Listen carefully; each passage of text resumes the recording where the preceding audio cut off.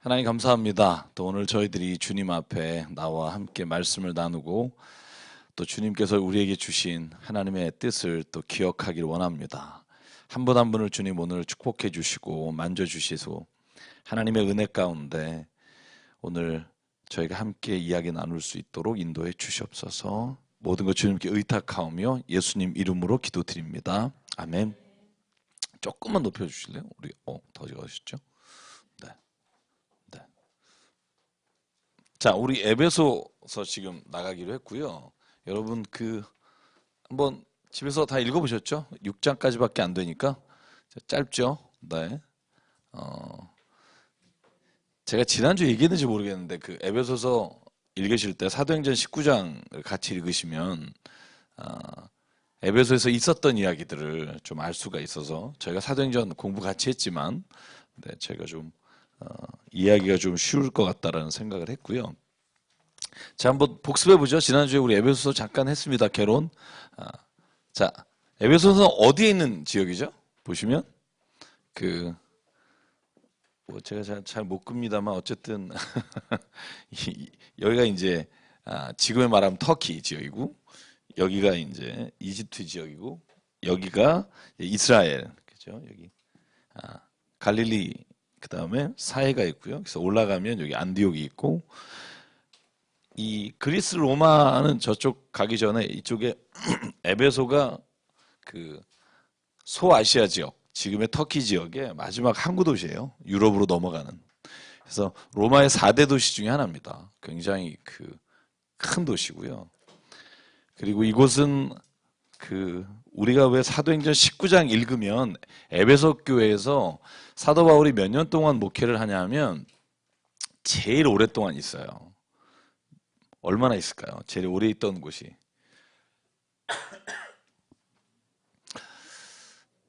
3년, 네, 조금 줄이면 2년, 네, 좋습니다. 2년 정도. 그래서 사도행전 지금 2년을 머물면서 말씀을 가르치게 쳤다고 돼 있고요. 이곳에서 일어났던 일을 한번 기억해 보시면 이 에베소 교회가 이방인들, 다시 말하면 유대인들이 아닌 기독교인들이 중심이 된 교회입니다. 그러니까 우리 고린도 교회하고 비슷하죠. 유대인들이 아닌 율법 받지 않은 소위 말하는 헬라 중심의 사람들, 네, 아테네 사람들이 세운 도시예요. 그래서 나중에 뭐 스파르타나 이런 로마나 점령이 되지만 이 아테네 사람들이 세운 도시고 그래서 여기에 19장에 보면 여러분 아데미 신전 나오죠. 여러분 기억을 한번 되돌려 보시면 사도행전 19장 보시면 거기에 바울이요 에베소서 2년 동안 가르칠 때 무슨 일이 있냐면 손수건을 가져가서 얹어도 낫고 앞치마를 얹어도 낫더라 이런 기적의 치유 사건이 일어난 데가 에베소 교회예요. 그래서 보시면 손수건을 던지고 그 다음에 앞치마를 가져가고 나니까 여러분 거기에 있던 사람들이 야, 저 바울 대단하다. 그래서 바울이 믿고 있는 예수님을 자기도 모방해서 막 따라 하잖아요. 기억나세요? 그래서 왜 일곱 아들 이름 나오죠. 스게와와 일곱 아들이 바울이 전하는 예수의 이름으로 물러가라 그랬다가 어떻게 되냐면 귀신이 물어봐요. 내가 바울도 알고 예수도 아는데 넌 누구냐? 그래서 옷을 벗고 도망가더라. 지금 사도행전 19장 보고 계시죠? 네. 그런 내용이 있죠? 네. 그때 왜 아데미 신상이라고 하는 게 나와요.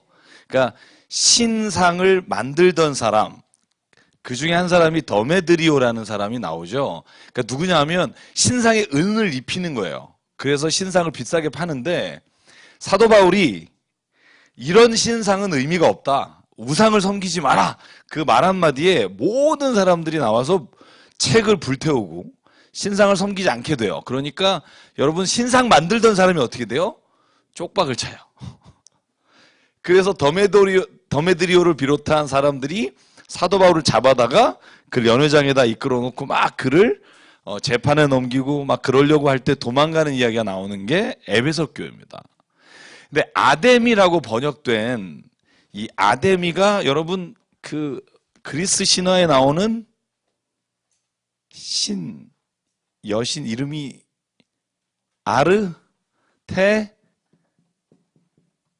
아르테미스라는 게 있죠. 아르테미스. 아르테미스가 여러분 그 로마 신화는 잊어버리시고, 로마는 이름이 좀 다르니까 그리스 신화로 가면 왜 아르테미스의 아빠가 누구냐 하면 제우스입니다. 제우스하고 부인 헤라 사이에서 나온 게 아니라 그 다른 여인 있죠. 이름이 갑자기 떠오르지 않네. 누구죠? 그 제우스하고 헤라 사이가 아니라 다른 여자 사이에서 났는데, 여기 왜 같은 쌍둥이 형제가 있어요. 아폴론이라고. 여러분 그 나중에 기억해 보시면, 그래서 아르테미스 신전이 가장 성행했던 곳이 지금도 가면 그 예터가 남아 있고요.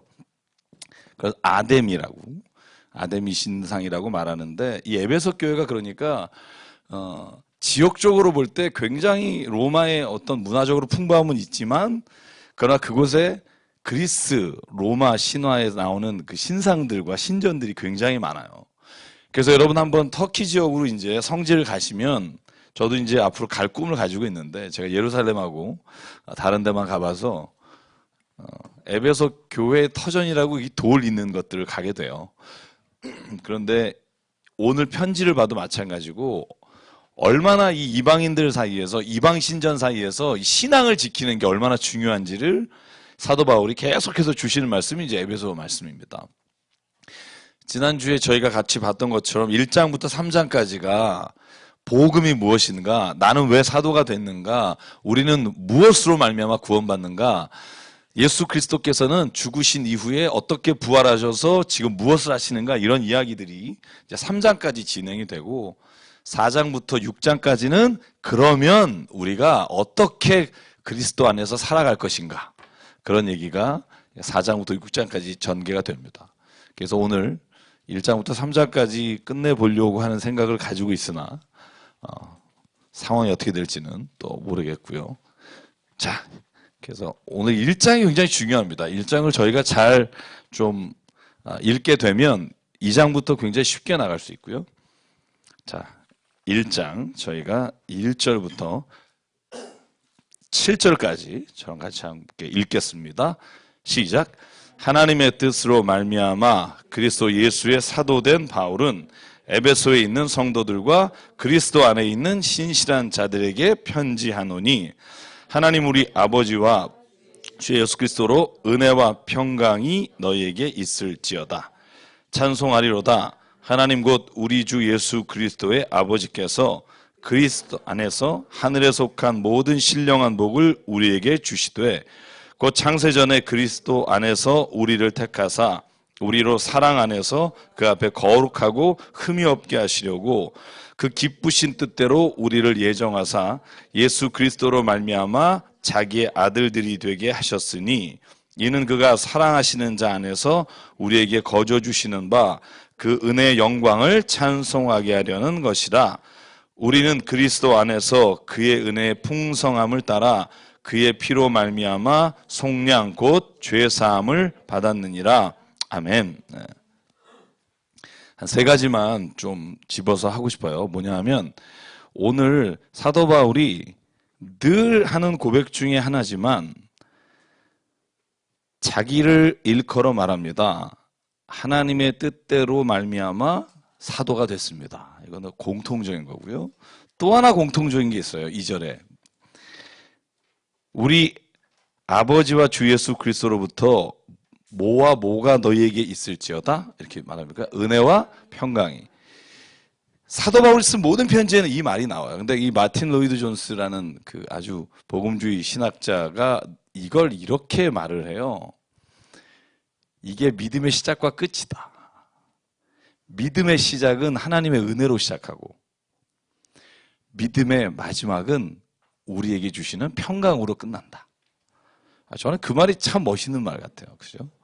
하나님께서 우리에게 은혜로 말미암아 베푸신 그 사랑으로 우리가 믿음이 시작되고요. 전적으로 하나님의 은혜다.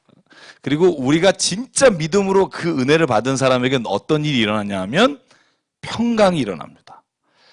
믿으십니까?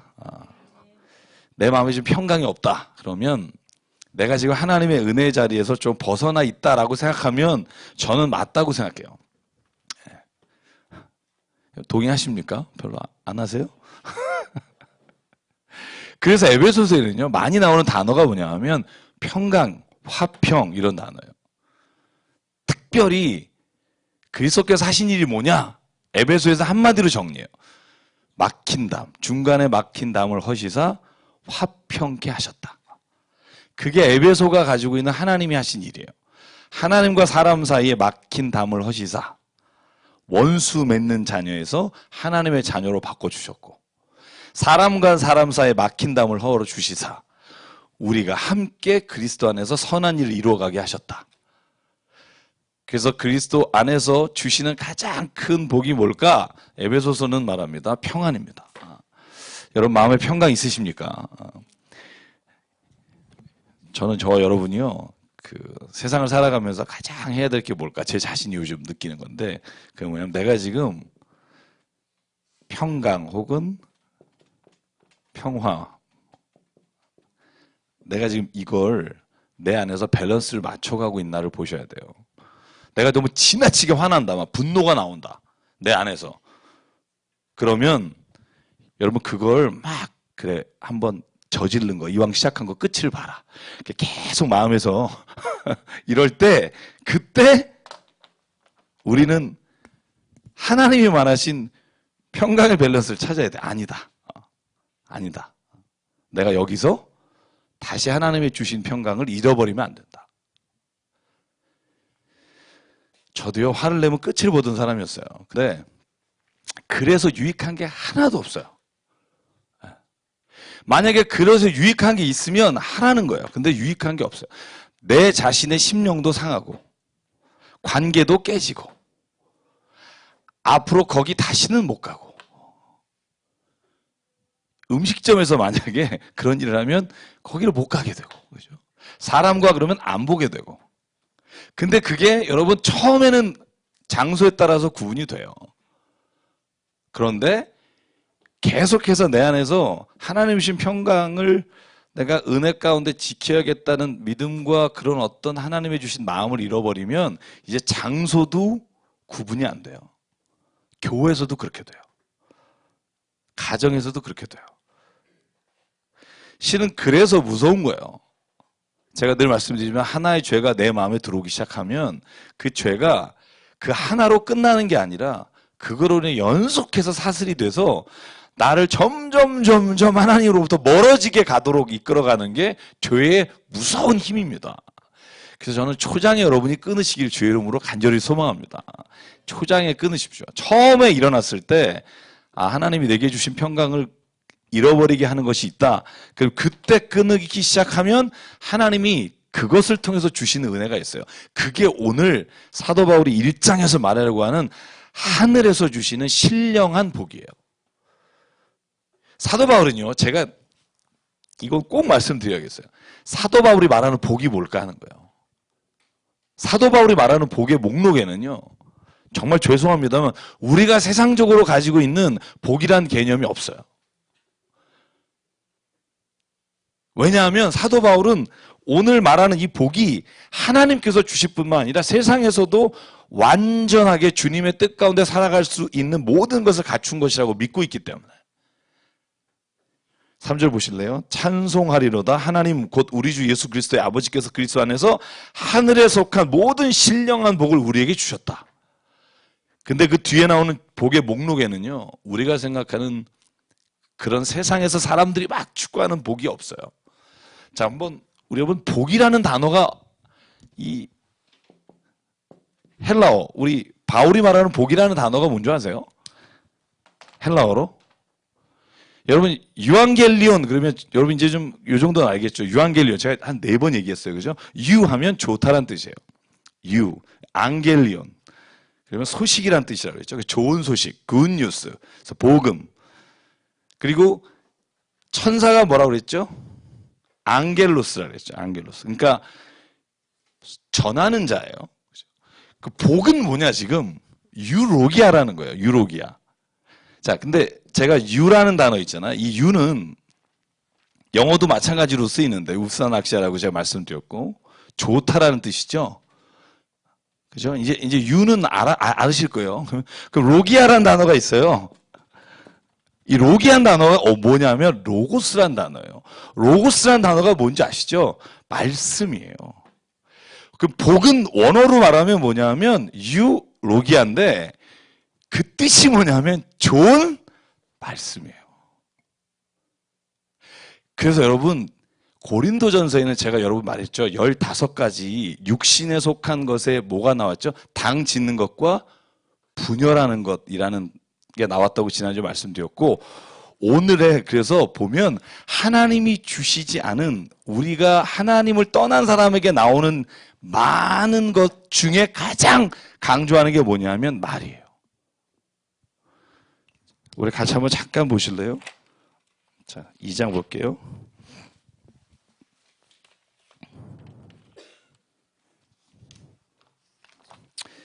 뒤부터 보죠. 4장 볼게요. 4장 31절, 32절, 29절 계속 나오는 말이 뭐냐면 자, 29절부터 같이 읽어볼게요. 자, 시작. 무릇 더러운 말은 너의 입 밖에도 내지 말고 오직 덕을 세우는데 소용되는 대로 선한 말을 하여 듣는 자들에게 은혜를 끼치게 하라. 31절 시작. 너희는 모든 악독과 노함과 분냄과 떠드는 것과 비방하는 것을 모든 악의와 함께 버리고 서로 친절하게 하며 불쌍히 여기며 서로 용서하기를 하나님이 그리스도 안에서 너희를 용서하심과 같이 하라. 아멘. 5장 보실래요? 5장 4절 같이 읽을게요. 시작.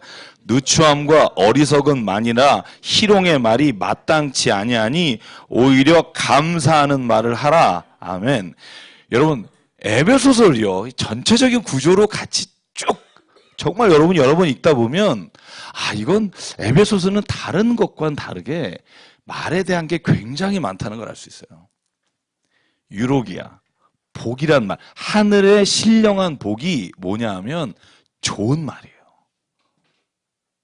왜 이런 말을 하게 됐을까? 에베소가 가지고 있는 것 중에 사도 바울의 편지를 통해서 알게 되는 게 뭐냐면 에베소 안에는 서로 다툼이 있었다는 걸 알 수 있어요. 다툼이 있었다는 걸. 근데 그 다툼의 원인을 사도 바울은 어떻게 보고 있는 것 같냐면 이 말 때문에 그런 거예요. 말. 여러분 사실 그렇잖아요. 이 말이 사람과 사람 사이에서 가장 관계를 나쁘게 하는 최첨단 화학 무기입니다. 이거 한번 터지면 이 화학 무기라고 제가 말하는 이유는 뭐냐면 옆에 사람에게 수십만이 금방 퍼져요. 그래서 오늘 하늘의 신령한 복을 누리는 사람에게 하나님께서 주시는 복이 뭐냐면 오늘 1장의 4절 이하에 바울이 요약하고 있는 게 있어요. 그게 뭐냐면 첫 번째 볼까요? 거룩함이에요. 거룩함. 자, 같이 볼게요. 1장 넘어가서 볼게요. 다시 4절 같이 읽어볼까요? 시작. 곧 창세전에 그리스도 안에서 우리를 택하사 우리로 사랑 안에서 그 앞에 거룩하고 흠이 없게 하시려고. 아멘. 하늘의 신령한 복이 뭐예요? 우리를 거룩하게 하시고 흠이 없게 하는 게 하늘에서 주시는 복입니다.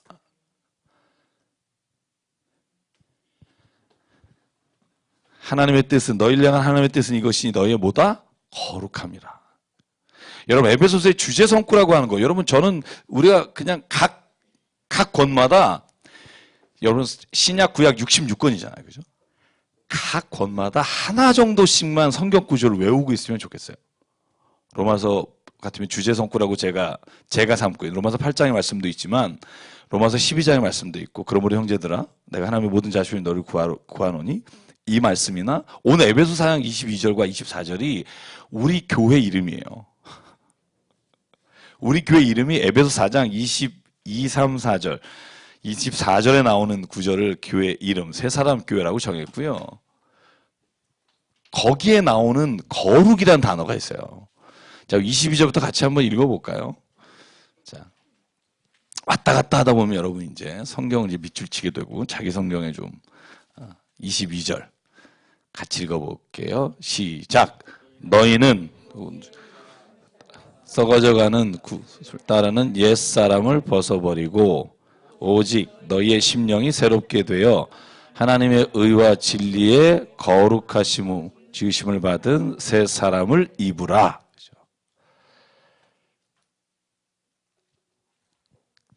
성경에서 말하는 게요, 옛사람과 새사람을 비교하고 있잖아요. 그죠? 옛사람의 특징이 뭐냐 하면, 너희는, 옛사람이 어떤 사람이에요?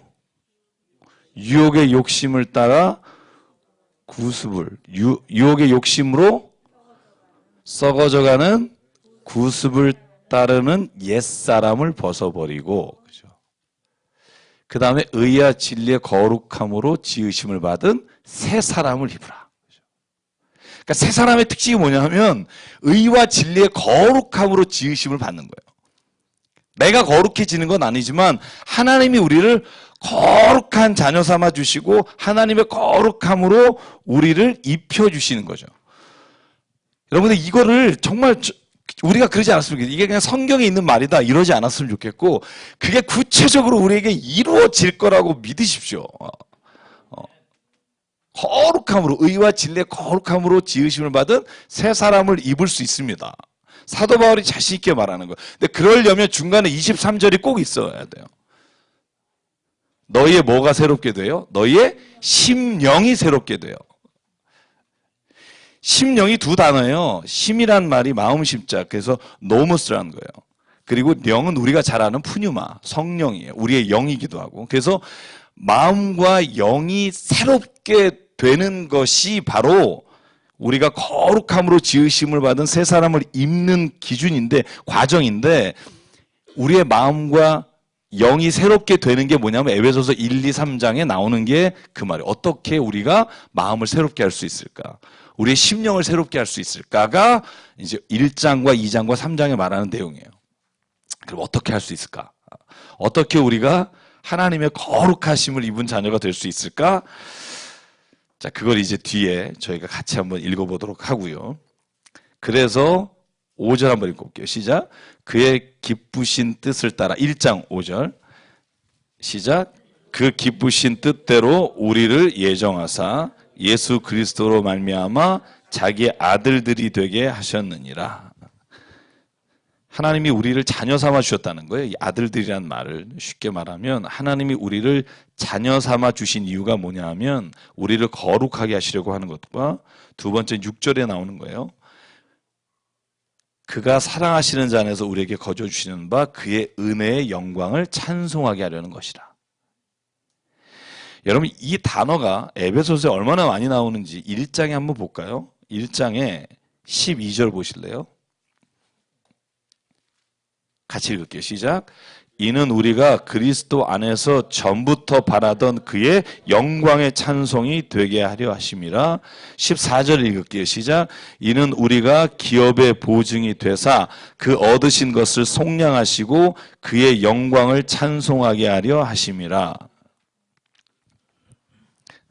그러니까 하나님의 영광을 찬송하게 하는 게 우리를 거룩한 자녀로 불러주신 이유라는 거예요. 여러분 이사야 43장 21절 소요리 문답, 우리가 흔히 장로교에서 말하는 소요리 문답의 가장 1번 우리를 왜 창조하셨는가? 그러면 정답 이사야 43장 21절 이 백성은 내가 나를 위하여 지었나니 나를 찬송하게 하려 함이라. 그죠?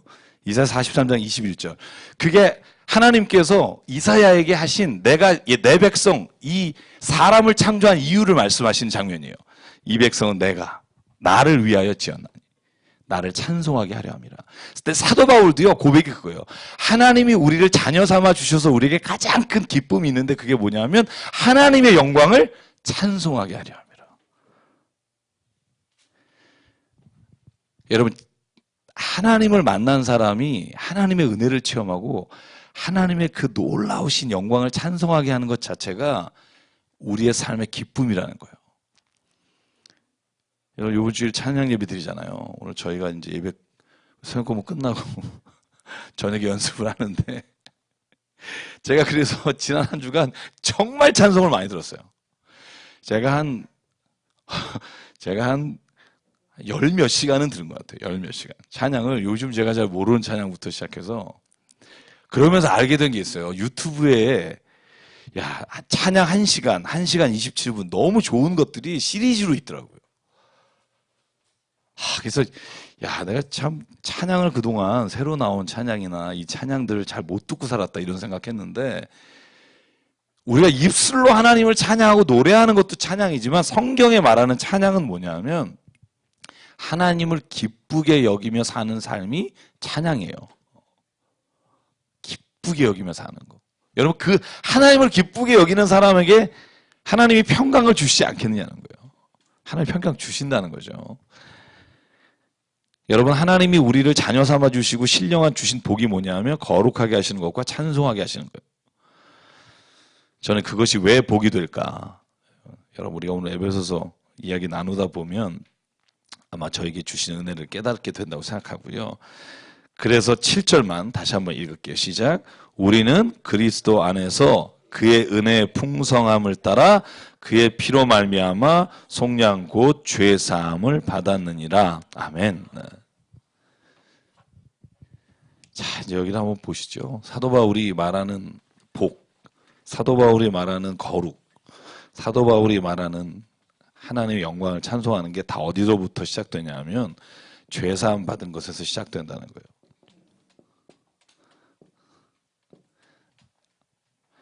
왜 내게 은혜가 없을까? 뭐 이런 분 있잖아요. 왜 나에게는 은혜가 없을까? 죄사함에 대한 기쁨이 없어서 그래요.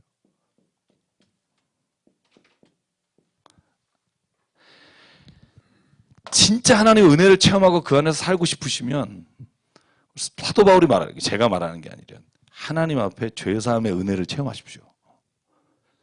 나 같은 죄인 살리신 주 은혜 놀라와 이 찬양이 그냥 찬양이 아니라 오늘 내 자신의 모습이 그 모습이었는데 하나님이 나를 정말 죄에서부터 구원해 주신 은혜로 나를 채워주셨다는 고백이 없으면 그 안에 하나님의 거룩하심에 대한 흔적에 대한 기대가 없고 하나님의 영광을 찬양할 만한 찬양의 힘이 되게 없다는 거예요. 정말 많은 그리스도인들이요. 저를 비롯해서 이 죄사함의 은혜에 대해서 깊게 하나님 앞에 나가지 못하는 데 문제가 있어요. 여러분 로마서 저희가 했잖아요. 로마서에는요. 정말 제가 이런 표현해서 죄송해요. 정말 짜증날 만큼 죄 얘기 나오잖아요. 죄. 그래서 아니 내가 뭔 죄를 그렇게 졌다고 사도 바울이 이렇게 뭐 그리스도 예수 안에 정죄함이 없나니 그러므로 생명의 성령의 법이 너를 해방하였느니라. 아니 뭐 나는 죄에 얽매인 적도 없는데 여러분 죄에 얽매였다고 생각하세요? 나는 그때 난 쟤보다 나 집사람보다 나은데 왜 무슨 뭐 이런 생각하는 게 우리는. 근데 로마서에 보면 사도 바울이 뭐라고 말하냐면 어느 누구도 한 사람이 하나님 앞에 죄인이 아닌 사람이 없고 그 죄의 문제가 내 안에서 나를 괴롭게 하고 나를 미치게 만들어서 그 죄로부터 하나님의 해방하시는 은혜를 체험하지 않고는 하나님의 주시는 그 성령의 생명의 법에 대한 기쁨이 없다는 거예요. 왜 우리가 다른 사람하고 이렇게 쉽게 분리되고 쉽게 그렇게 되는가?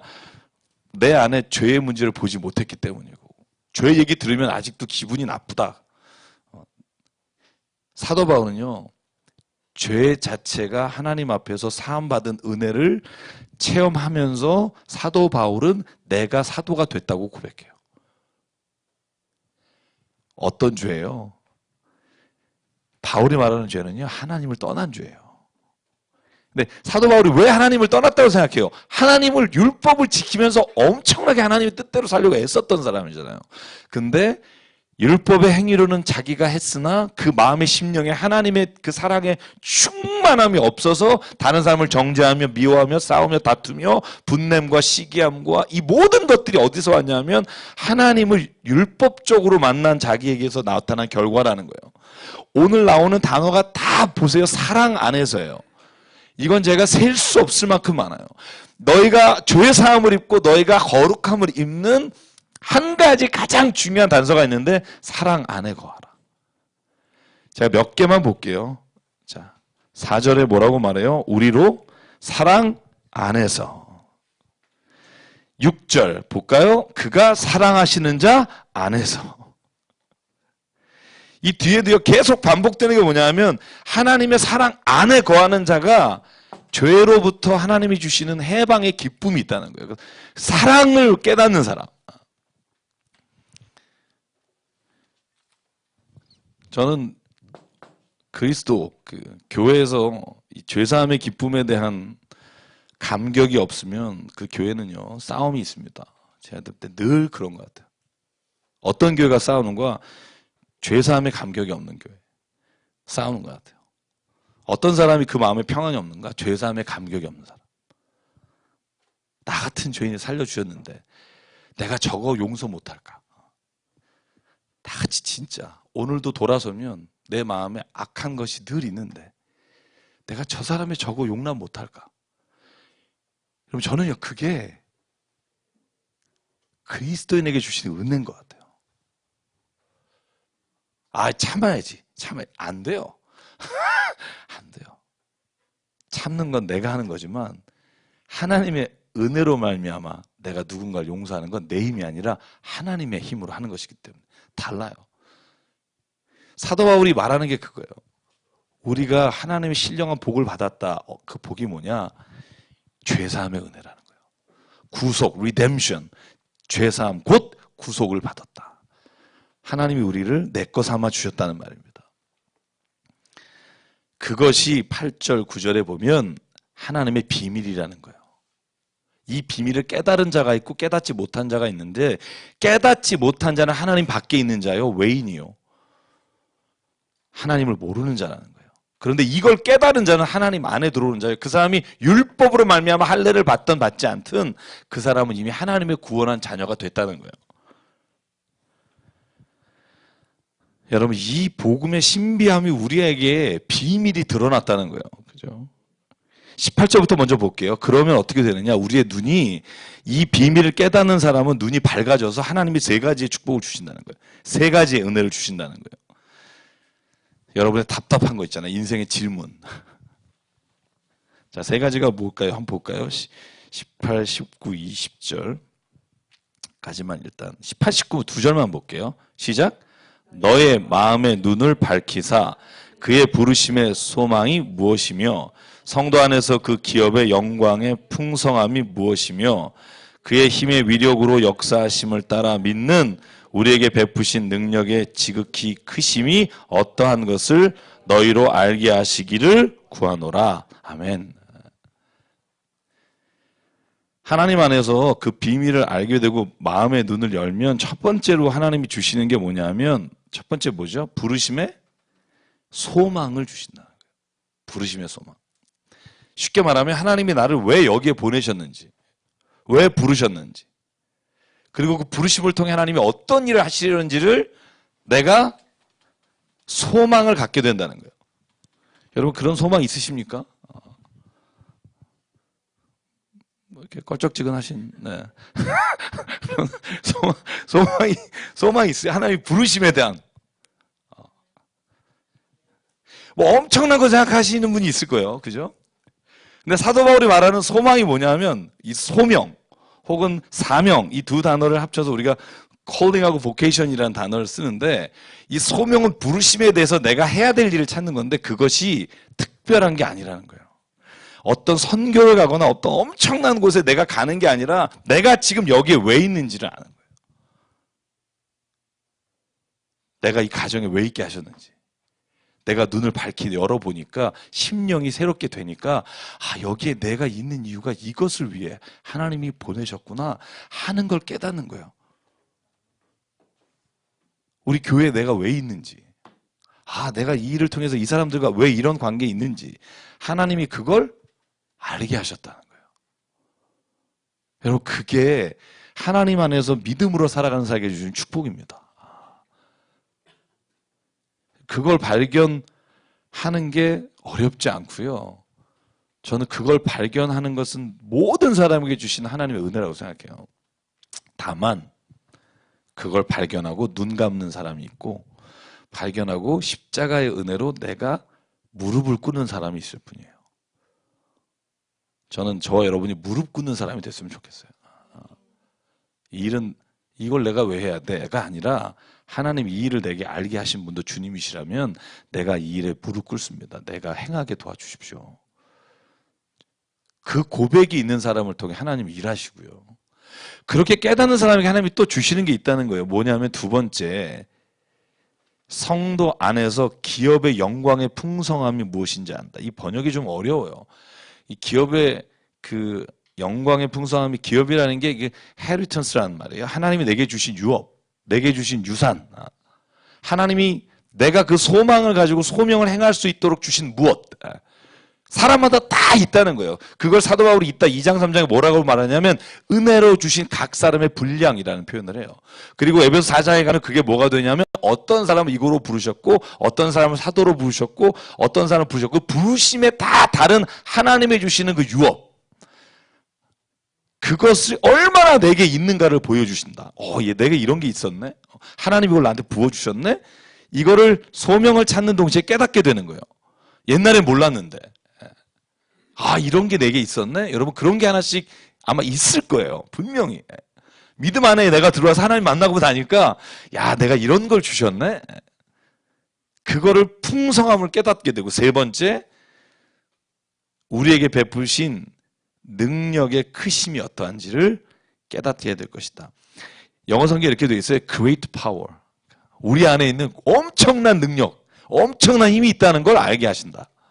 우리는 죽은 자 같으나 살아있는 자요. 무력한 자 같으나 하나님에서 힘이 있는 자고 능력 있는 자고. 그 사도 바울의 고백이 그거예요. 내 안에 하나님을 만나고 나니까 엄청난 하나님의 파워가 있다. 여러분, 이 비밀을 깨닫게 되기를 바랍니다. 비밀을 깨닫는 사람이 되면 오늘 사도 바울이 말하는 게 그겁니다. 이걸 깨닫는 사람이 하나님의 능력을 발견하게 되고 그 뜻 가운데 살아갈 수 있습니다. 자, 그 중간에 그래서 여러분 보면 이 8절부터 우리가 말씀을 같이 읽을게요. 같이 읽을 때 이 말씀은 앞뒤에 문장하고 연결되는 거고 저희가 읽으면 알 수 있는 부분이라 저희가 읽는 것으로 대신할게요. 자, 9절부터 14절까지 먼저 읽을게요. 자, 시작.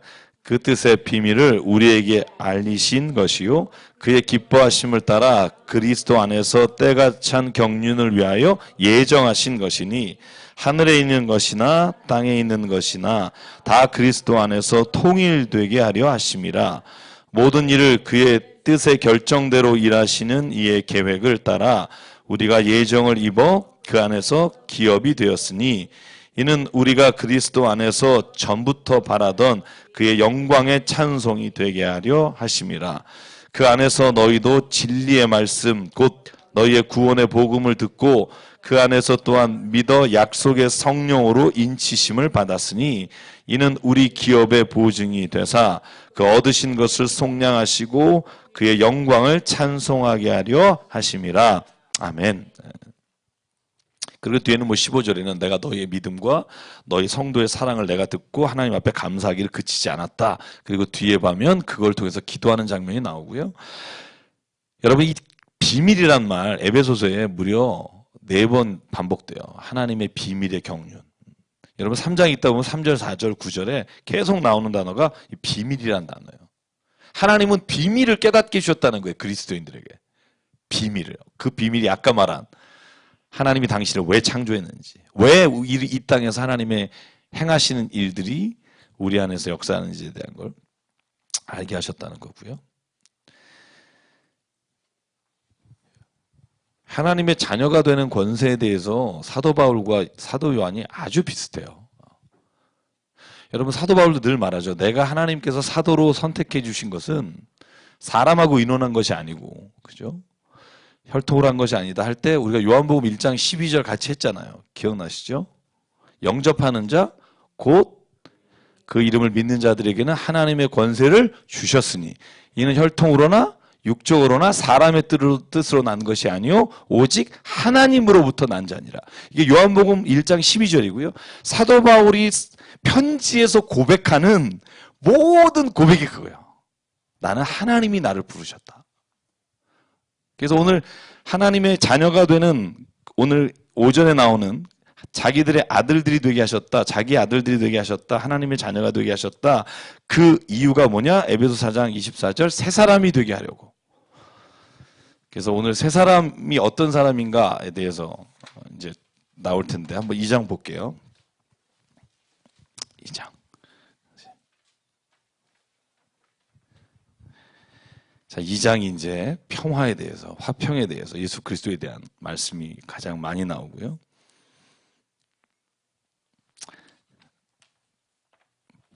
제가 그 20절하고 고기를 안 했군요. 20절하고 23절만 제가 그냥 간단하게 할게요. 뭐냐면 예수께서 죽음에서 부활하시고 하나님이 예수님에게 인쳐주신 예수님이 지금 어떤 능력을 가지고 계신가를 세 가지로 하는 거예요. 능력이 그리스도 안에서 역사하사 다시 살아나게 하셨고, 그죠? 20절.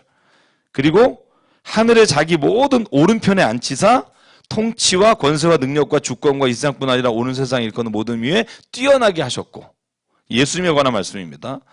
22절 23절 같이 읽을게요. 시작. 또 만물을 그의 발 아래 복종하게 하시고 그를 만물 위에 교회의 머리로 삼으셨느니라. 교회는 그의 몸이니 만물 안에서 만물을 충만하게 하시는 이의 충만함이니라. 아멘. 사도 바울은 단언해요. 교회는 하나님의 능력이다. 예수께서 모퉁이 돌이 되셔서 교회에 있는 모든 성도를 하나님이 연합하도록 예수께서 이 교회를 세우셨다. 여러분, 우리 교회가요, 아무리 작아도 그런 교회예요. 그죠? 그걸 믿으셔야 됩니다. 모퉁이 돌이 예수께서 되신 건 우리를 하나 되게 하시려다. 일단 2장에 나오고요. 자, 1장 마지막이 그리스도를 이렇게 하셨다는 거고 2장 처음이 뭐냐 하면 하나님이 우리도 그렇게 하신다는 거예요. 우리도. 한번 2장 1절부터 같이 7절까지 읽어볼게요. 시작. 그는 허물과 죄로 죽었던 너희를 살리셨도다. 그때 너희는 그 가운데서 행하여 이 세상 풍조를 따르고 공중의 권세 잡은 자를 따랐으니 곧 지금 불순종의 아들 가운데서 역사하는 영이라. 전에는 우리도 다 그 가운데서 우리 육체의 욕심을 따라 지내며 육체와 마음이 원하는 것을 하여 다른 이들의 같이 본질상 진노의 자녀였더니 긍휼이 풍성하신 하나님이 우리를 그 사랑하신 그 큰 사랑을 인하여 허물로 죽은 우리를 그리스도와 함께 살리셨고 너희는 은혜로 구원을 받은 것이라. 또 함께 일으키사 그리스도 예수 안에서 함께 하늘에 앉히시니 이는 그리스도 예수 안에서 우리에게 자비하심으로써 그 은혜의 지극히 풍성함을 오는 여러 세대에 나타내려 하심이라. 아멘. 똑같아요. 패턴이. 하나님이 예수 그리스도를 죽음 가운데서 살리신 것처럼 2장 1절에 보면 너희도 죽었던 너희를 살려주셨고, 왜 죽었었냐? 그걸 설명하는 게 2, 3, 4, 5절이에요. 네가 욕심을 따라 살고 육체의 마음을 원하는 것을 따라 살아 본질상 진노의 자녀였다. 너가 그렇게 살면 늘 진노가 너의 삶에 있지만 하나님이 5절 허물로 죽은 우리를 그리스도 예수와 함께 살려주셨다. 그게 첫 번째예요. 그리고 두 번째 6절에 보면 예수 그리스도께서 하나님의 오른편에 앉으신 것처럼 6절 그리스도 예수 안에서 함께 하늘에 앉혀주셨다. 자, 요것만 한번 볼게요. 에베소서에 말하는 하늘과 땅이요. 하늘에 있는 모든 것들과 땅에 있는 모든 것들을, 이게 사도 바울이 쓰는 표현 중에 많이 나와요. 빌립보에서 나오고, 그죠? 사도 바울은 하늘과 땅이 본래 뭐라고 생각하냐면 하나였다고 생각해요. 하나님이 본래 창조하셨을 때 하늘과 땅에 구분이 없고 원래 하늘과 땅이 하나였는데 인간이 죄를 범함으로 말미암아 하늘의 권세를 잃어버리고 세상의 육체 욕심 가운데 거하는 사람이 돼버렸다는 거예요. 하나님이 우리를 구원하셨다. 하나님이 다시 우리를 회복하셨다. 새 사람이 됐다라는 말은 하나님이 우리를 하늘과 땅 아래 모든 권세를 가진 자로 다시 우리를 세워주셨다 하는 거예요. 그 자리에 앉혀주셨다. 여러분, 사람이요, 성경에 보면 천사보다 귀하다고 나와요. 우리는 천사 됐으면 좋겠다 이런 생각하잖아요. 그죠? 안젤리노스, 그죠? 근데 성경 뭐라고 하냐면 하나님은 천사보다 우리를 더 낮게 만드셨다 그래요. 본래 하나님이 우리 사람을 창조하시고 천사로 하여금 사람을 돕게 하셨다. 이 뒤에 보면요. 그래서 하나님께서 한번 14절 보실래요? 14절만 같이 읽어볼게요. 시작. 그는 우리의 화평이신지라 둘로 하나를 만드사 원수된 것 곧 중간에 막힌 담을 자기 육체로 허시고 16절 또 십자가로 이 둘을 한 몸으로 하나님과 화목하게 하려 하심이라. 원수된 것을 십자가로 소멸하시고 또 오셔서 먼 데 있는 너희에게 평안을 전하시고 가까운 데 있는 자들에게 평안을 전하셨으니 이는 그로 말미암아 우리 둘이 한 성령 안에서 아버지께 나아감을 얻게 하려 하심이라. 아멘. 여러분, 그러니까 우리가 하나님 앞에서 예수 그리스도를 말미암아 하늘과 땅이 화목하게 하셨고 가까운 자와 먼 데 있는 자가 하나님이 하나 되게 하셨다. 그래서 예수께서는 막힌 담을 허신 분이시다. 제가 오늘 그래서 이 말씀을 읽고요. 찬송 하나 복음성가를 제가 복사해달라 그랬어요. 여러분, 우리가 잘 아는 찬송인데요. 복음성가인데요. 이 복음성가가 굉장히 짧아요. 그래서 여러분, 제가 왜 이 찬송을 좀 오늘 드렸냐면 뭔가 내 안에서 평화가 깨졌을 때 이 찬송을 부르셨으면 좋겠어요. 내 안에서 사람과의 관계가 깨지거나 내가 계획했던 하나님과의 나의 관계가 깨졌을 때 오늘 에베소서 2장 말씀 기억하면서 하나님 앞에 하나님 나를 다시 회복시켜 달라고. 하나님이 우리를 창조하신 이유를 찬송하게 하려 하심이라 라고 말씀하시지만 10절에 보면 우리를 창조하신 또 하나의 이유가 있어요. 2장 10절 같이 읽어볼까요? 시작. 우리는 그가 만드신 바라 그리스도 안에서 선한 일을 위하여 지으심을 받은 자니 이 일은 하나님의 전에 예비하사 우리로 그 가운데 행하게 하려 하시님이라. 아멘. 사도 바울은 뭐라고 보냐면요. 하나님 우리를 창조하신 이유는 선한 일을 위해서. 근데 예전에 뭐냐면 우리가 하나님을 떠나기 전에 하나님이 처음 창조하셨을 때 우리를 향한 계획이 거기에 있었다는 거예요. 선한 일을 위해서 우리를 지으셨다. 하나님이 전에 우리로 그 가운데 행하게 하셨는데 우리의 욕심과 우리의 육체의 모든 정욕이 선한 일로부터 떠나게 되었다. 새 사람을 입은 사람이 어떤 사람이냐? 하나님의 선하신 일을 오늘 행하는 사람이 하나님의 새 사람이다. 무섭죠? 이렇게 살아야 되는 부담감이 있죠. 그죠? 성경이 그렇게 말하는 거예요. 새 사람은 하나님의 선하신 일을 위해 지음받은 사람이고. 참, 구원만 받으면 좋은데. 그죠?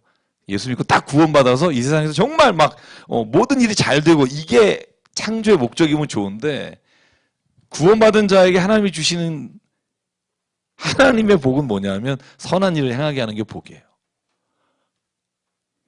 이거 우리가 생각하는 복과 아까 사람들이 흔히 말하는 복하고 너무 다른 거예요. 사도 바울은 한 번도 자기가 쓴 편지에서 하나님이 세상의 복으로 너희를 채워주실 거라는 말을 한 적이 없어요. 그건 하나님이 믿음으로 살아가는 자에게 이미 다 채우시기 때문에 그걸 구하게 되지도 않는다는 거예요. 그게 있으면 하나님의 선한 일을 위해서 그걸 쓰게 되고 사람마다 다 달란트가 다른데 그 달란트에 따라서 은사에 따라서 하나님은 거기에 필요한 거 아까 말한 대로 그 사람에게 필요한 걸 다 주셨다는 걸 보게 될 거고 그래서 교회의 목적은 어디에 있을까? 저는 하나님의 선한 일을 행하는데 교회의 목표가 있어야 된다고 생각해요. 만약에 그걸 잃어버린다. 그걸 만약에 우리가 교회 안에서 뺀다 그러면 교회는 남은 게 하나도 없는 거예요.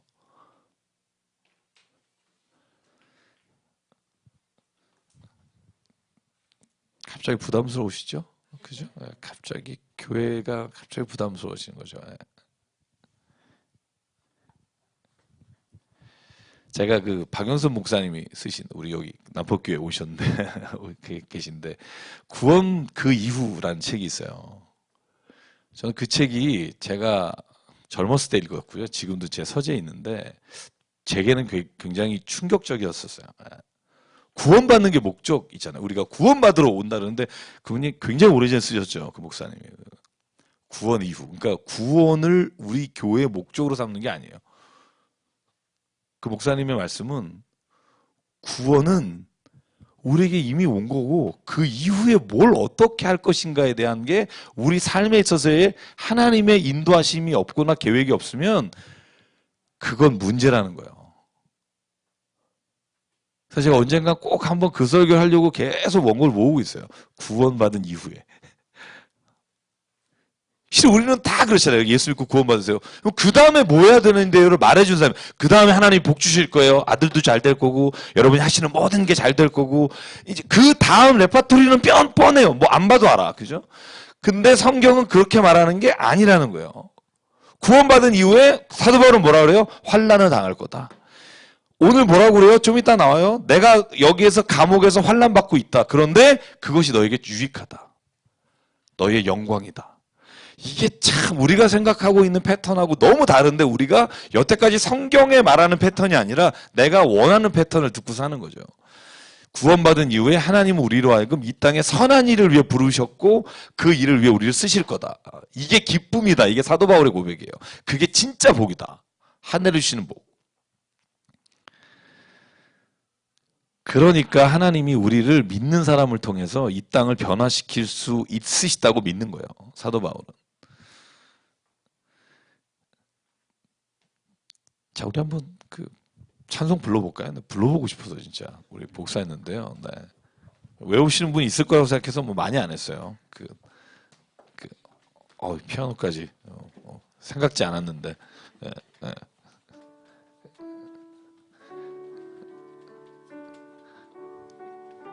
제가 이 복음성가 부를 때마다 그 생각하는데요. 내가 하나님 이 화평을 이루는 자가 되어 주십시오. 제가 여러분에게 한번 고백했을 거예요. 제 삶의 신앙의 목적이 뭐냐? 화평케 하는 사람이 되고 싶다. 내 안에도 평화가 없으면 어렵잖아요. 그죠? 그래서 한번 같이 찬양할게요. 이 가사가 정말 내 안에 이루어지길 원합니다 하는 마음으로 좀 했으면 좋겠고요. 주는 평화. 주는 평화 막힌 담을 모두 허셨네. 주는 평화 우리의 평화 주는 평화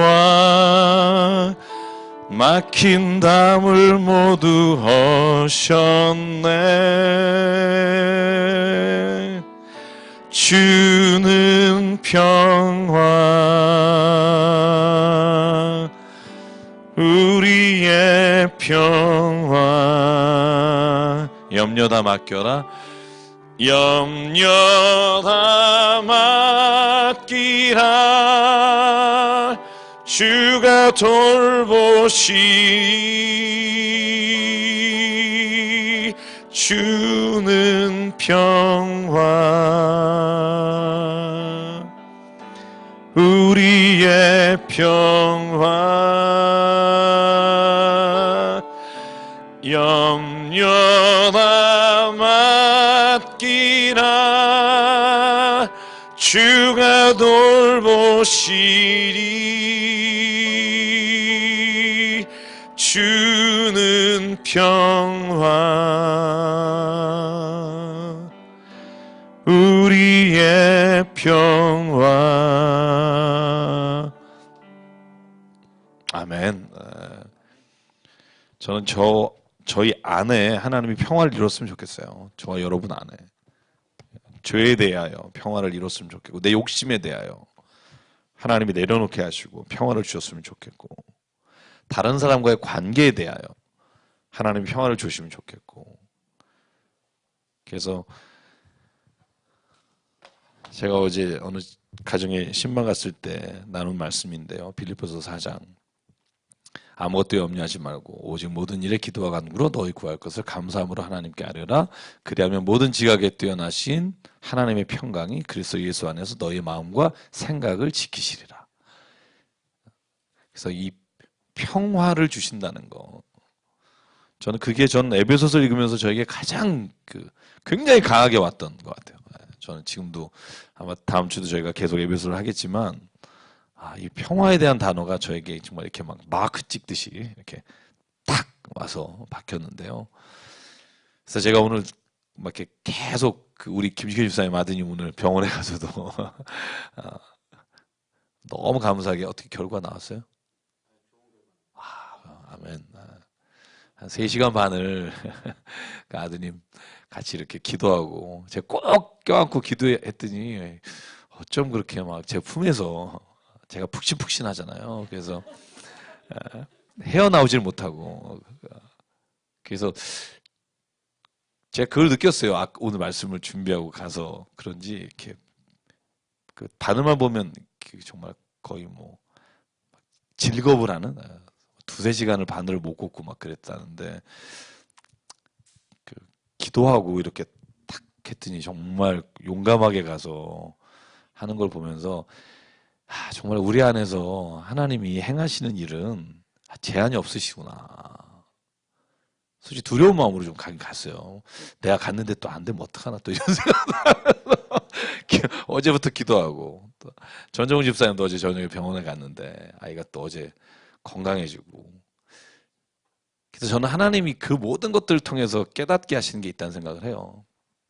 그리고 특별히 가정의 평화, 모든 사람이 하나님이 주신 은혜를 저 여기 있는 분이 다 체험했으면 참 좋겠습니다. 자, 에베소 교회의 상태를 좀 설명하는 게 11절, 12절이에요. 에베소 교회, 아까 제가 말씀드린 아데미 신상 같은 것들. 그래서 지금 에베소서 교인들에게 말하는 거예요. 너네들이 왜 선한 일을 지음 받았는지를 깨달아야 하느냐, 거룩함을 왜 입어야 하느냐, 너희가 지금 이렇다 하는 거예요. 11절 12절 같이 읽을게요. 시작. 그러므로 생각하라. 너희는 그때 육체로는 이방인이요 손으로 육체에 행한 할례를 받은 무리라 칭하는 자들로부터 할례를 받지 않은 무리라 칭함을 받는 자들이라. 그때 너희는 그리스도 밖에 있었고 이스라엘 나라 밖의 사람이라. 약속의 언약들에 대하여는 외인이요 세상에서 소망이 없고 하나님도 없는 자이더니 이제는 전에 멀리 있던 너희가 그리스도 예수 안에서 그리스도의 피로 가까워졌느니라. 아멘. 에베소 교인들에게 말하는 거예요. 너희는 진짜 하나님이 없으니까 소망이 없었다.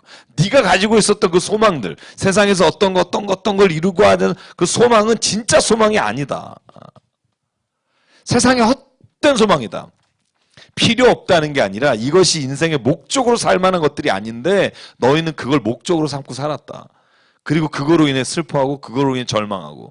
그런데 하나님이 이제 너희에게 하나님 안에서 진짜 소망을 갖게 하셨다. 그 소망이 무엇이냐면 아까 말하신 대로 부르심을 입어 하나님 안에서 화평케 한 자가 되고 이 땅을 선한 하나님의 일로 하나님의 나라를 만들어 가시는 하나님의 소망을 가진 자가 됐다. 여러분, 저희는 적어도 그런 사람이라는 거죠. 사도 바울이 에베소 교회를 향해서 던지는 말이 그거예요. 하나님 없는 자는 소망이 없다. 이 말이 저와 여러분에게 믿어지시기를 바랍니다. 믿어지시길 바라고요. 그리고 제가 뒤에 오늘 2장 마지막에 사도 바울이 교회에 대해서 아까 말씀한 부분에 대해서 같이 읽을게요. 자, 20절, 21절, 22절 같이 읽을게요. 시작. 너희는 사도들과 선지자의 터 위에 세우심을 입은 자라. 그리스도 예수께서 친히 모퉁이 돌이 되셨느니라.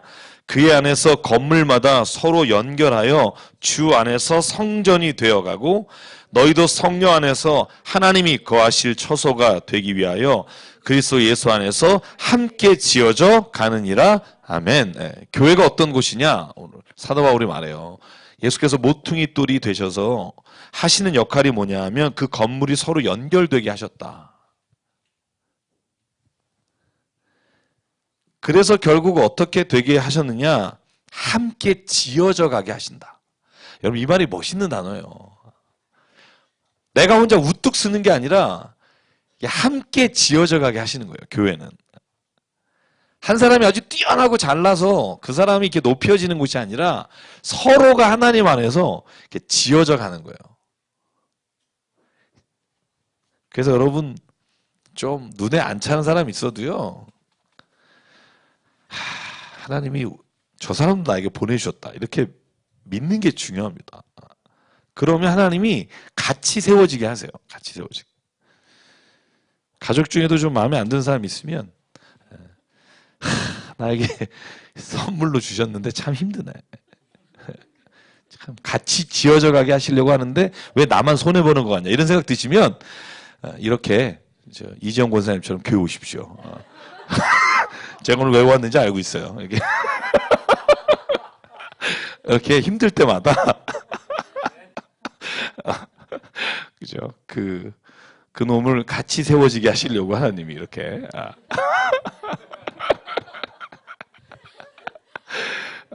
신비한 것 같아요. 가족이라는 것도 그렇고 교회도 마찬가지고 참 어떨 때는 참 세상에 무거운 짐인데 그게 어느 순간에 또 그잖아 하나님의 기쁨이 되고 그게 어디에서 오나 보면 내 마음에서 오는 게 제일 큰 것 같아요. 내 마음에서.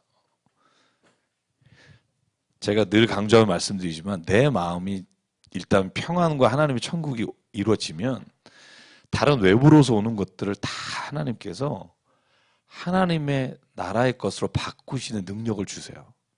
근데 내 마음이 하나님의 천국이 되지 않고 평화가 깨지면 밖에서 오는 조그만 거, 심지어 좋은 것도 내게는 다 하나님의 복이 아니라 화가 돼요. 칭찬하는 말도 베베 꼬는 것처럼 들리고. 그래서 오늘 예수께서 교회의 머리가 되신다 이렇게 우리가 표현하기도 하고 교회의 모퉁이 돌이 되셨다 이렇게 표현해요. 머리가 되셨다 할 때는요 하나님께서 모든 몸들을 다 주관하신다. 주님이 몸에 속한 모든 지체는 그리스도 머리 되신 그리스도께서 다 움직이시고 이끌어 가신다는 의미로 쓸 때 그러고요. 교회 모퉁이 돌이 되셨다 하실 때는 모퉁이 돌이 돼서 다른 것들 다 연결시키는 연합하게 하시는 그게 누구냐? 예수 그리스도다. 그러니까 우리가 예수 그리스도 안에 있으면 서로 하나님 안에서 지어져 가지만 우리가 예수 그리스도 안에 있지 않으면 서로가 파괴해 간다는 거예요. 서로가 교회 나와서 상처받고 서로가 다 아프게 한다는 거죠. 그래서 이 에베소서가 특히 교회론에 있어서 중요한 부분 중에 하나인데요. 저희 교회가 이 말씀대로 좀 이어져 갔으면 참 좋겠습니다. 자, 이제 3장만 오늘 하고 마실게요. 3장 1장, 2장, 3장 집에서 다 읽어 오셨으리라 믿고요. 자, 3장은요. 앞에 나왔던 이야기들이 반복되는 이야기들이 많기 때문에 제가 아까 비밀의 경륜도 제가 읽어드렸고 했기 때문에 제가 읽고 그렇게 큰 설명은 안 해도 될 것 같고요. 자, 1절부터 9절까지인데요. 한번 쭉 같이 읽으면서 저희가 앞에 내용들 한번 생각하면서 복습해 볼게요. 시작. 이러므로 그리스도 예수의 일로 너희 이방인을 위하여 갇힌 자 된 나 바울이 말하거니와 너희를 위하여 내게 주신 하나님의 그 은혜의 경륜을 너희가 들었을 터이라. 곧 계시로 내게 비밀을 알게 하신 것은 내가 먼저 간단히 기록함과 같으니 그것을 읽으면 내가 그리스도의 비밀을 깨달은 것을 너희가 알 수 있으리라. 이제 그의 거룩한 사도들과 선지자들에게 성령으로 나타내신 것 같이 다른 세대에서는 사람의 아들들에게 알리지 아니하셨으니 이는 이방인들이 복음으로 말미암아 그리스도 예수 안에서 함께 상속자가 되고 함께 지체가 되고 함께 약속에 참여하는 자가 됨이라. 이 복음을 위하여 그의 능력이 역사하는 대로 내게 주신 하나님의 은혜의 선물을 따라 내가 일꾼이 되었노라. 모든 성도 중에 지극히 작은 자보다 더 작은 나에게 이 은혜를 주신 것은 측량할 수 없는 그리스도의 풍성함을 이방인에게 전하게 하시고 영원부터 만물을 창조하신 하나님 속에 감추어졌던 비밀의 경륜이 어떠한 것을 드러내게 하려 하심이라. 아멘. 세 번 나오죠. 3절, 4절, 9절. 그죠? 비밀. 계시로 내게 비밀을 알게 하시고 그리스도의 비밀을 깨닫게 하시고 비밀의 경륜이 어떠한 것인지 드러나게 하셨다. 이 비밀이 1장에서 말한 그 비밀입니다. 하나님이 원래 우리를 창조하셨을 때 어떠한 것을 창조하셨고 또 하나님의 자녀 삼았을 때 우리로 하여금 구원의 역사가 어떤 것이 일어나는지에 대한 비밀, 그걸 깨닫게 하셨다는 거고요. 10절에 보면 그런데 그 비밀이 이제 어디로 가냐면 교회로 갔다는 거예요. 교회. 이는 이제 교회로 말미암아 하늘에 있는 통치자와 권세자들에게 하나님의 각종 지혜를 알게 하려 하심이니. 그래서 교회가 얼마나 중요한가 사도 바울에겐. 그래서 사도 바울은 가는 곳마다 뭘 했냐면 교회를 세웠어요. 초대교회 거의 대부분의 교회는 사도 바울이 세운 교회예요. 그래서 사도 바울은 이 교회를 통해서 하나님이 역사하시고 교회를 통해서 사람을 변화시키시고 교회를 통해서 세상을 바꾸신다고 믿었어요. 그래서 사도 바울은요, 에베소 4장에 가면 사도 바울이 교회 안에서 하나님이 각 사람에게 주시는 은사에 대해서 설명하는 이유가 교회를 통해서 하나님이 세상을 바꾸신다고 믿었기 때문에 그래요. 자, 그래서 교회에 대한 사도 바울의 말씀이 그리고 그치고 그 다음에 11절과 13절 아까 말한 부분이에요. 내가 감옥에 있는데 내가 받는 환난으로 낙심하지 마라. 13절만 같이 읽을게요. 시작. 그러므로 너희에게 구하노니 너희를 위한 나의 여러 환난에 대하여 낙심하지 말라. 이는 너희의 영광이니라. 여러분 환난이 오면 낙심하지 마십시오. 영광이라고 생각하십시오. 아멘은 하지만 막상 그렇진 않아요. 그죠? 인생이. 그죠? 아멘은 하지만 실은 그게 얼마나 힘든 건 알죠. 근데 이거로 인해 내 안에서 평강을 잊어버리지 말라는 거예요. 그죠? 그리고는 사도 바울의 기도예요. 14절과 21절이. 기도로 3장을 맞춰요. 근데 그 기도를 보실래요? 이게 사도 바울의 축복의 기도예요. 사도 바울의 기도가 그렇게 흔치 않습니다만 무릎 꿇고 하는 기도예요. 에베소 교인들을 위해서. 그런데 이 무릎 꿇고 하는 기도가 사도 바울은 하나예요. 하나. 진짜 그리스도 안에서 새 사람이 되게 해달라고. 저는 그래서 이게 교회 저를 향한 하나님의 기도고 교회 모든 사람에게 하나님이 이 기도를 원하신다고 믿고요. 14절에서 21절을 우리가 읽고 이 기도가 뭐 그렇게 어려운 게 아니에요. 같이 한번 읽어볼게요. 시작.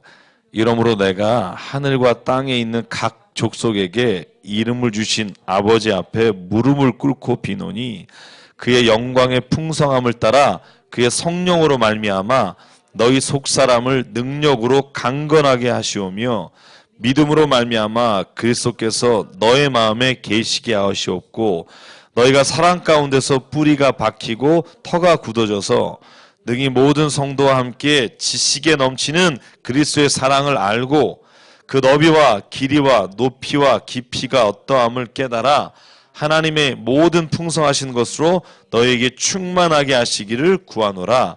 우리 가운데서 역사하시는 능력대로 우리가 구하거나 생각하는 모든 것에 더 넘치도록 능히 하실 이에게 교회 안에서와 그리스도 예수 안에서 영광이 대대로 영원무궁하기를 원하노라. 아멘. 제가 이 바울의 기도를 3개만 요약할게요. 첫째는 속사람이 강하게 되는 겁니다. 속사람이 강하다. 우리는 겉사람을 늘 관심 갖잖아요. 어떻게 무엇을 입고 또 어떤 스펙을 쌓고 어떻게 보이느냐. 근데 사도 바울의 기도는요 늘 속사람이에요. 겉사람은 후패하나 속사람은 날로 새롭게 되고 속사람이 변하는 게 새 사람이고 옷을 갈아입는 건 새 사람이 아니라 심령이 바뀌는 게 새 사람이고 이 기도가 여러분과 저에게 주시는 기도가 됐으면 좋겠어요. 주님, 우리의 속사람이 강건하게 도와주십시오. 두 번째 기도는요, 그리스도께서 우리의 마음에 계시기 기도합니다. 여러분, 옛날에 왜 이런 거 있잖아요. 제가 CCC에서 처음 사형리 배울 때, 10단계 배울 때, 마음의 주인, 제가 한번 그렸잖아요. 원래 예수 그리스도를 믿음으로 영접하지 않는 사람의 마음 상태, 그죠? 십자가 밖에 있고, 예수 그리스도를 믿고 교회에 처음 나오고 내가 예수님 믿는다 할 때 상태. 여기서 바뀌는 게 뭐죠? 십자가를 이제 여기. 그 다음 상태는 십자가가 마음 안에 들어오는데 구석에 있는 거예요. 저는 이게 성경 요즘 읽으면서 요즘에야 이게 마음에 확 와닿는 그림이에요. 근데 오늘 사도 바울의 기도는 뭐냐면 예수 그리스도가 우리 안에 너의 마음에 계신다는 건 이게 아니에요. 그냥 예수 그리스도가 필요할 때 꺼내 쓰고 하는 게 아니라 내 마음에 예수 그리스도께서 중심에 계시고 나의 자리를 늘 예수께서 하시는 말씀과 그분이 행하시는 것에 순종하는 자리에 있는 게 그리스도가 내 마음에 계시고 나를 다스리시는 상태예요. 많은 사람들이 여기까지는 쉽게 가요. 그리스도가 내 안에 들어오시는 것까지는. 그런데 그리스도께서 내가 정말 싫지만 하나님이 그 일을 원하신다면 내가 하겠습니다라고 눈물로 하나님 앞에 나가는 단계까지가 사도 바울이 말하는 그리스도 앞에 무릎 꿇는 단계예요. 그런데 사도 바울은 말이에요. 이게 절대로 슬프지 않다. 저는 이 비밀을 알라는 거예요. 이거 절대 슬프지 않다. 예수님이 중심에 계시고 내가 맨날 희생하는 것 같지만 이게 진짜 기쁨이다. 이걸 깨닫는 사람이 됐으면 좋겠다. 이거요. 그죠? 그게 기도예요. 사도 바울의 마지막 기도가 세 번째가 뭐죠? 모든 성도와 함께 그리스도의 사랑을 알고, 그리고는 그 너비와 깊이와 높이와 어떻게 알기를 원한다. 충만하게 이르기까지를 원한다. 자, 이 충만하다는 단어가요, 신약성경에 보면 마태복음, 요한복음에 나오는 5,000명 먹이시고 12광주리가 가득 찼다 할 때 아주 꽉 찬 상태를 말해요. 충만한 데까지 이르기 원한다. 그러니까 우리가 하나님에 대한 지식과 하나님에 대한 뜻을 충만하게까지 이르기를 원하신다는 거죠. 아주 가득 차게 원하신다. 호세아서를 보면 사람이 망하게 되는 것은 하나님에 대한 지식이 없기 때문이라고 말해요. 그래서 호세아서에게 여호와를 알자, 여호와를 더 알자, 그런 말이 나오죠. 근데 안다는 게요, 조직적으로 지식으로 많이 아는 게 아니라 내가 삶으로 그것을 살아가는 걸 말해요. 아는 것과 사는 것이 분리되지 않은 게 원래 인간의 모습인데, 사람들은 편의상 사는 것과 아는 것을 나누기 시작하죠. 아는 것과 사는 것을 나누기 시작하면서부터 지식이라는 게 결국은 자기가 이용하기 좋은 수단이 되는 거죠. 진짜 지식은요, 사는 걸 말해요. 두뇌 안에 회전되는 게 말하지 않아요. 그래서 우리가 보통 이성을 말할 때 두 개를 말해요. 우리가 도구적 이성과 존재론적 이성이 있다고 말하잖아요. 이 도구적 이성은 뭐냐면 우리 현대인이 아주 발달되어 있는 거예요. 어떻게 하면 저 사람을 이용하거나 어떻게 하면 요걸 해서 내가 이런 걸 이룰 수 있을까 하는, 사람을 이렇게 도구화할 때 쓰는 게 도구적 이성이에요. 아주 기가 막히게 발달되어 있죠. 존재론적 이성은 뭐냐면 한 존재나 사람에 대해서 내가 그 존재를 내 머리로 이용하는 게 아니라 내가 그 사람을 깨닫고 그 사람에 대한 마음을 내가 같이 느끼는 거, 그게 존재에 대한 이성이에요. 근데 하나님이 본래 창조하셨을 때 우리를 그런 이성이 발달하게 만드셨다는 거죠. 그 이성도 그걸 위한 선물이고, 절대로 생각 없이 살라고 성경이 말하지 않아요.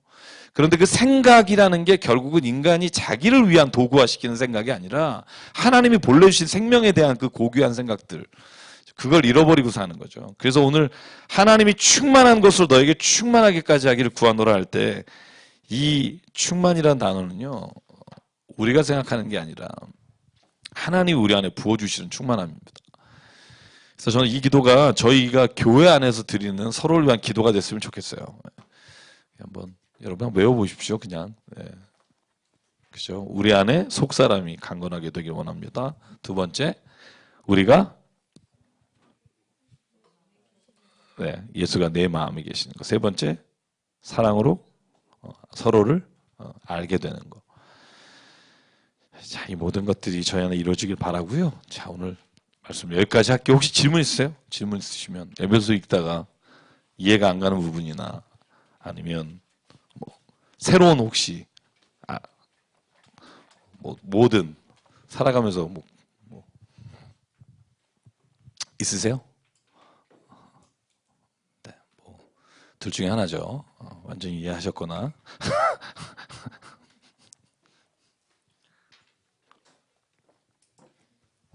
잠깐 기도할게요. 기도하겠습니다. 우리 기도하고 마치도록 할게요. 잠깐 우리 속으로 오늘 말씀 좀 기억하면서 하나님께